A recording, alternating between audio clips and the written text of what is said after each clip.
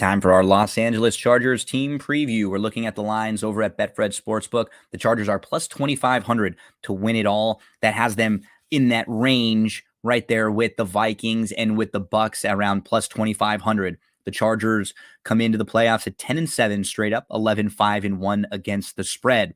The Chargers don't really have a lot of great wins. Their best win would probably be against the Dolphins. What's difficult about diving into the Chargers metrics this year, this team has been really unhealthy throughout a lot of the year. They were missing Keenan Allen and Mike Williams early on. They've been missing Bosa and some key defensive players early, some members of their secondary, the offensive line. So they haven't really been healthy for most of the year. So when you're looking at a lot of their advanced metrics and a lot of their schedule, it's not overly impressive. What's difficult to get a feel for is that this is the best version of the Chargers that we've seen all year right now. They are the healthiest they've ever been. So the Chargers, they got that win against Miami back in week 14. They did lose twice to Kansas City this year by a combined 6 points. They got crushed by Jacksonville earlier in the year. Do not use that game as a gauge for this Chargers-Jags game. Justin Herbert was coming off of a bad rib injury. He really shouldn't even have played, and the Chargers were missing a ton of players in that game. So I'm not using that game at all. They did get beat up by Seattle and San Francisco, though. Again, those were when they were not healthy. The Chargers also lost to the Raiders. They had nothing to play for last week, and they played almost all of their most important players. It was kind of weird. Mike Williams comes down with a back injury, and he's going to try to play this week, but he had to be carted off the field. Reportedly, he was not able to walk under his own power. That's the thing about this team. Is Staley a good coach or a bad coach? We don't know. He's kind of aggressive, and he's got a little bit different mindset than some of the others, but I don't really know if he is or not. We're going to find out here. Why was Herbert throwing the ball 37 times in a game where it didn't really matter for you? And Bosa, he's in that game. He gets banged up a little bit. He had missed 12 games this year. I don't know. So that rubbed me a little bit wrong.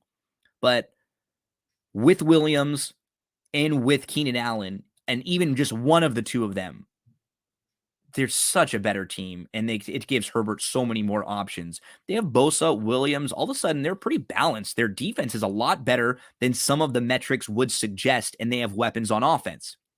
Eckler leads the league in touchdowns. Herbert just set the record for most passing yards through a quarterback's first 3 seasons.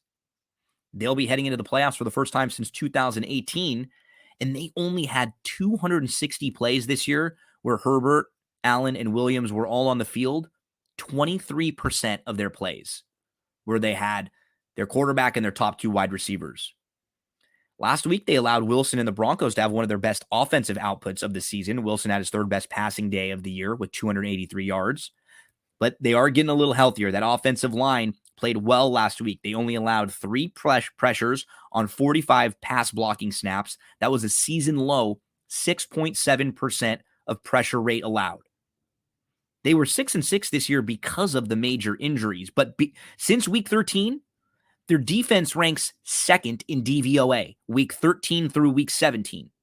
Now, they didn't play the most difficult schedule since then, but the defense has improved, which you would like to see. So here's some of the teams that they've played most recently.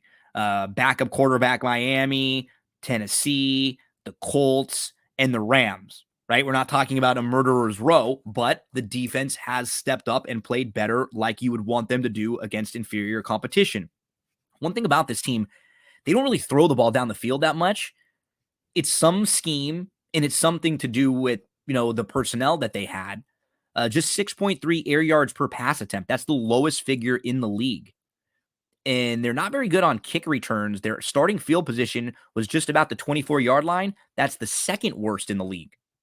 Some of their other metrics: 16th in EPA on offense, 19th in EPA per play on defense, number 12 in the Pro Football Focus power rankings, 25th in strength of schedule, number 18 in DVOA. They have the 19th offensive DVOA, the 16th defensive DVOA.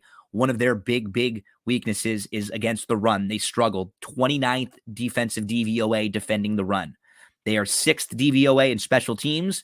They rank 27th in explosive plays, and they are third shortest average pass length in the league. But since week 12, that defense, they're moving forward. They're top 5 in EPA per play allowed. And they are blitzing a lot more. So they're making some adjustments. They're blitzing more since week 13 on early downs. In the first 3 quarters, they're blitzing at the highest rate in the league. They're still below average getting pressure, though, even with the uptick in blitzing. The Chargers, to me, seem like a very live long shot if you're looking to play a team that isn't the Chiefs, Bills, or Bengals in the AFC.